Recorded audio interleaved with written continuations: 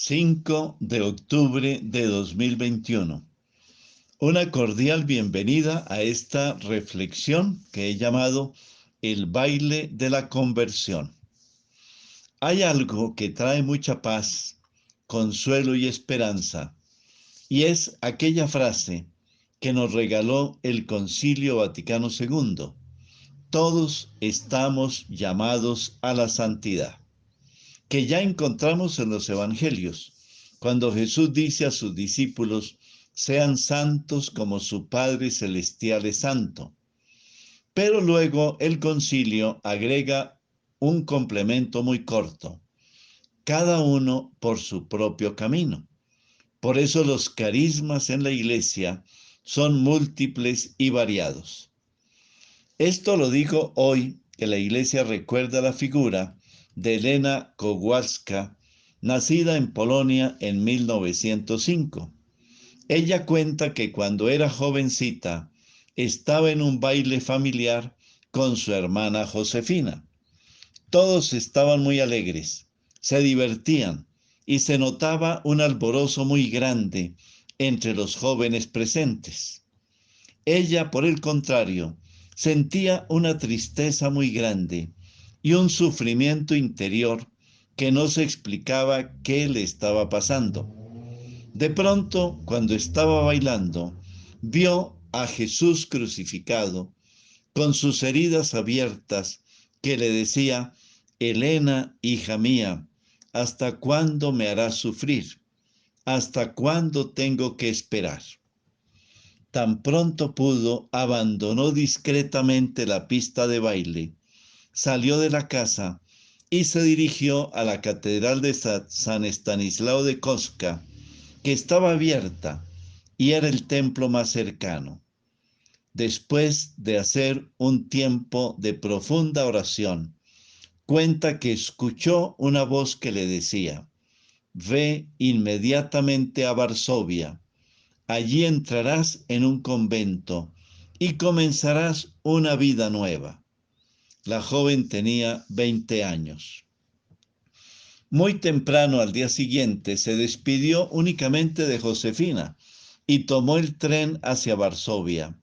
No conocía a nadie en esa ciudad, pero llegó al templo de Santiago, participó en la Eucaristía celebrada por el padre Dabrowski, quien le consiguió hospedaje en la casa de una de las damas que colaboraban en la parroquia, la Lipskova, mientras terminaba de hacer su discernimiento.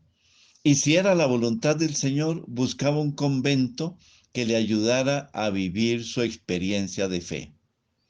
Cuando ingresó al convento de la Congregación de Nuestra Señora de la Misericordia, al tomar su hábito de novicia, el 30 de abril de 1926, comenzó a llamarse Sor María Faustina del Santísimo Sacramento. Aunque no había cursado muchos estudios, su espiritualidad era cada vez más profunda y estaba inclinada a tener visiones y recibir algunas revelaciones. Esto le preocupó a su director espiritual, el padre Michel Sopolko, quien era profesor de teología pastoral de la actual Universidad de Vilna. En 1933, 7 años después de haber ingresado al convento, el padre Sopolko la remitió a la psiquiatra Elena Masikueska, quien le hizo una evaluación psiquiátrica completa. Sor Faustina pasó todas las pruebas de manera satisfactoria y fue declarada mentalmente sana. A partir de ese momento, su director espiritual le recomendó escribir un diario y anotar todas las conversaciones y mensajes de Jesús que ella fuera recibiendo. La primera revelación de la divina providencia se presentó en su celda el 22 de febrero de 1931. Jesús le pidió, entre otras cosas, que pintase una imagen suya vestido de blanco, y de su corazón debían emanar unos haces de luz roja y blanca. La imagen debía estar acompañada por una breve oración que dijera: Jesús, en ti confío. 3 años después, en enero de 1934, el mismo padre Sopocko le presentó al artista Eugenio Kazimierowski, también profesor en la misma universidad, quien le hizo el primer cuadro de Jesús de la Misericordia, de acuerdo con las indicaciones de Faustina. Allí comenzó toda la historia. Faustina reúne lo mejor de Marta y de María de Betania. El Evangelio de hoy, tomado de Lucas capítulo 10, versículos 38 a 42, nos habla del encuentro de Jesús con estas dos discípulas, muy diferentes la una de la otra. Marta era una mujer de acción, tanto que Jesús tuvo que decirle: Marta, Marta, no te preocupes ni te angusties por tantas cosas. María era una mujer de escucha y contemplación. En el fondo, lo más importante es la serenidad interior, que solo se logra con la escucha atenta y sosegada de la palabra. Faustina reunía esas dos facetas, hacía los oficios de casa y mantenía una actitud contemplativa que la llevó a un encuentro místico permanente con Jesús. Faustina falleció el 5 de octubre de 1938, a la edad de 33 años, y fue canonizada el 30 de abril del año 2000, en el segundo domingo de Pascua, día al que la Iglesia Católica denomina también Domingo de la Divina Misericordia. Una pregunta para compartir en familia. ¿Siento que he sido beneficiado por la misericordia divina?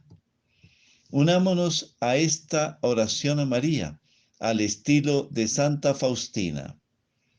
María, Madre de la Misericordia encarnada, que dijiste amorosamente a tu hija Santa María Faustina: cuán agradable es para Dios el alma que sigue fielmente la inspiración de su gracia. Yo di al mundo al Salvador, y tú debes hablar al mundo de su gran misericordia y prepararlo para su segunda venida. Concédenos, Madre del Hijo de Dios, percibir la profundidad de la misericordia divina. Ayúdanos a experimentarla en nuestra vida y a testimoniarla a nuestros hermanos.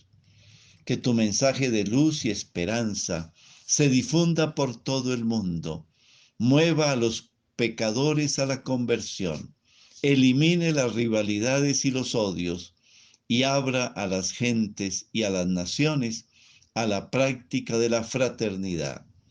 Queremos fijar nuestra mirada en el rostro de Cristo resucitado. Hacemos nuestra la oración del abandono confiado y decimos con firme esperanza: Cristo Jesús, en ti confío. Amén. Bendiciones del Señor para cada uno de ustedes y sus familias.